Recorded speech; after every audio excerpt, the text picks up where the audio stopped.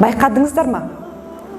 Құранның мағынасын түсінген кездегі сезіміңізбен сол әшекейді таққан кездегі сезіміңіздің арасындағы өзгерісті.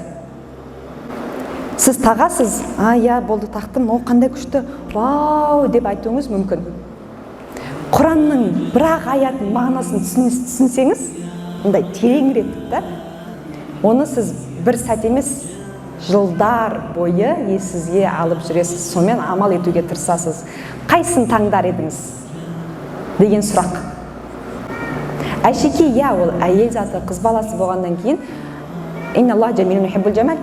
Тағала әдемілік жақсы көреді. Тазалық, әдемілік барлық ішіне кіреді. Бірақ бұл жақта мәселе, сізді асыл мақсатыңыздан тайдыратын нәрсе болса, осы қалауыңыз, онда абай болу керек.